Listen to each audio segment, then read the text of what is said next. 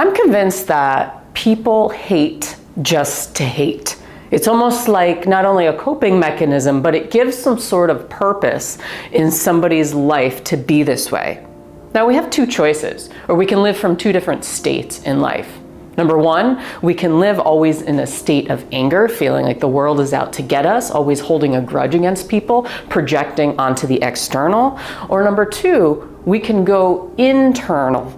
We can face any kind of shadows and see, okay, what makes us uncomfortable and why, and work on bettering ourselves. So we're sitting in this place in time, which is really interesting, where we have two very different, drastically different states of consciousness happening, or states of vibration that people are sitting in. You have the people who are always holding grudge matches against the world, against the government, against everybody else who's not like them. And then you have people who really want the world to be different, and they're doing inner work to help, the outside. Here's the thing. Here's what I think is really what's happening. Okay, first of all, we're energy. Human beings are a species just like any other species out in nature. We are nature, or the universe in a cup, you could say. So what happens over time when stuff changes in our environment? We have to adapt. But the thing is, the past number of years, or 10, 20 years, past century even, things are changing so rapidly at such an accelerated rate. We have technology, right, that's moving. It seems like every day when we wake up, or every week, it's going faster and faster, where we have more, it's more available to us, right? People's opinions. So this is what I think is happening. Human beings are overwhelmed. We are overwhelmed by other people's opinions, by information. We're constantly bombarded.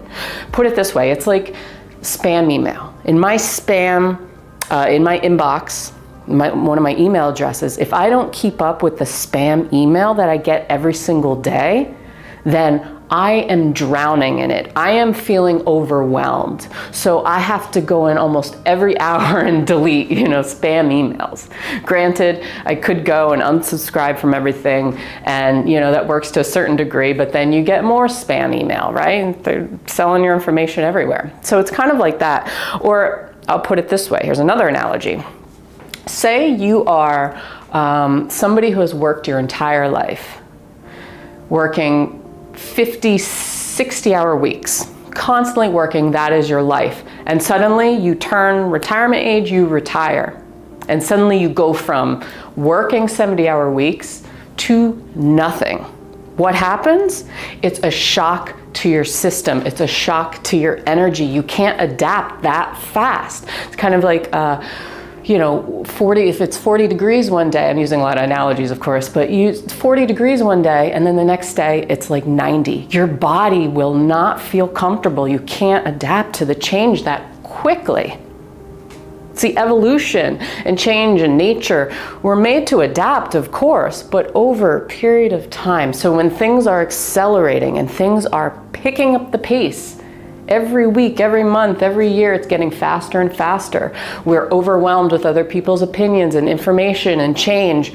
It's like our body just shuts down. And I think that's what's happening, where some people are, they have more of an ability to adapt to change than others. Some people attach, it's almost like running a race. This whole video is just gonna be analogies because I love them.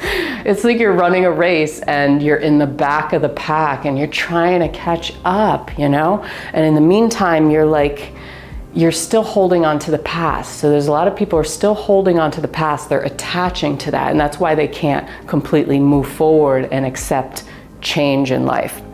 And they feel like they're being force-fed change. They're just overwhelmed. Their system is in shock because everybody is completely different in how they adapt to things.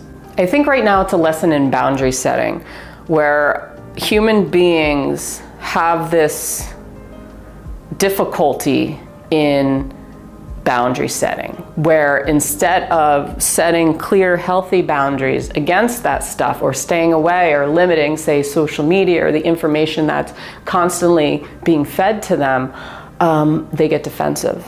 They want to fight back, resorting to anger. And sitting in a state of anger is not the most healthy thing. What does it do? It heightens cortisol levels. It puts chronic stress on the body. What it does, it constricts the heart, okay? It may inflate the ego to, project onto other people, which is often, it's always like a competition, like who can win in this world, right? That is the human ego. But at the same time, as the head is getting bigger, the heart is getting smaller and more constricted. Whereas on the other side of the fence, the person who is going internally, looking at those shadows, saying, why does this make me so uncomfortable? Why does this change on the external make me so uncomfortable on the inside?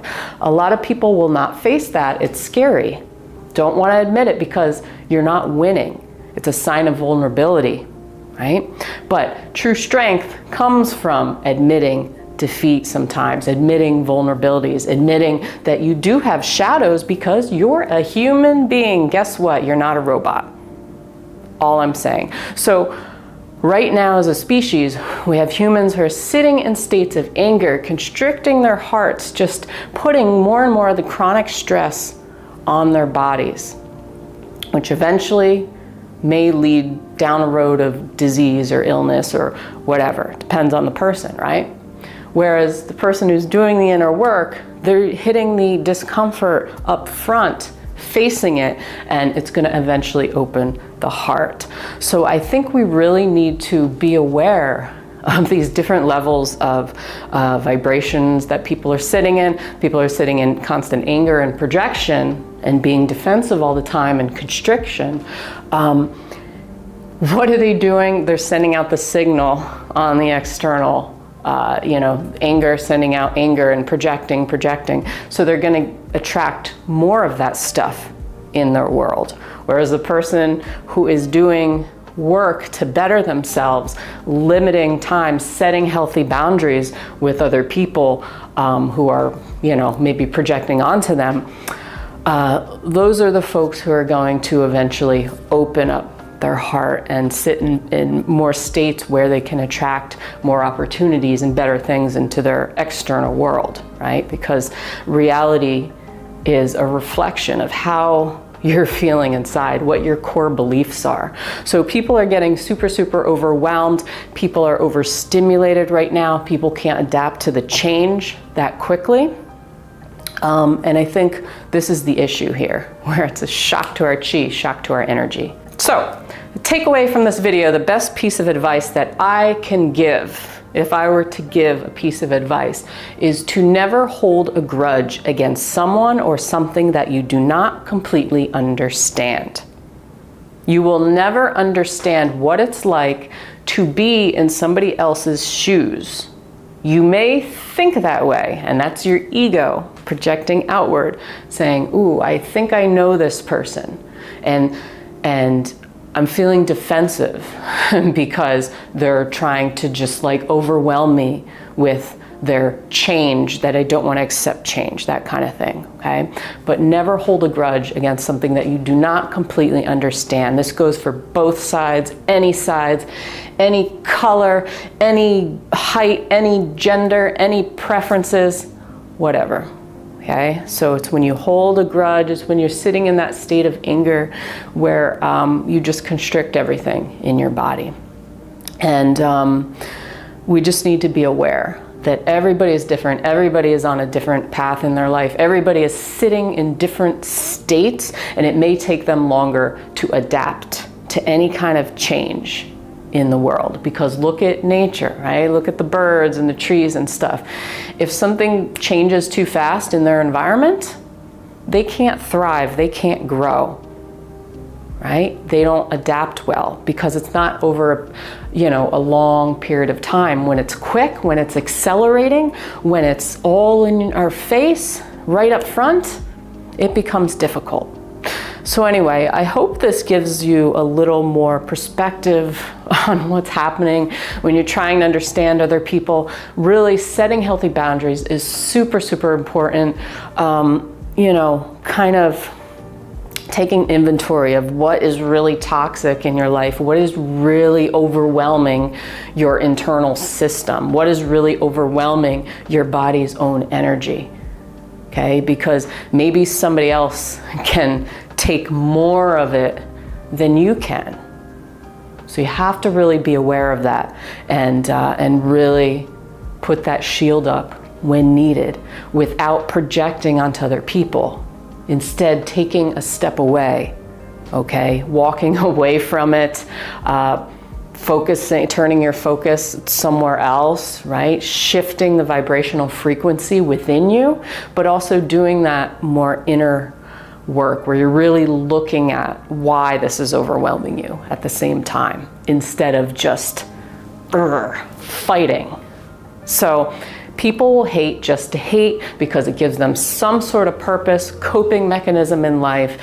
People may not agree with that always, but it really does come down to being aware of what state you're sitting in for long periods of time in your life. It really, really does. Because that is going to be a reflection, or it's going to mirror what is in your environment, in your immediate environment. Okay, so anyway, all I'm saying, hope you like this video. Leave a comment, hit that like button, subscribe, put out new videos every single week for you on all kinds of cool topics. I really appreciate you supporting this channel. Keep it up, share it with your friends, help it grow. And until next time, I will see you on the next video. Peace.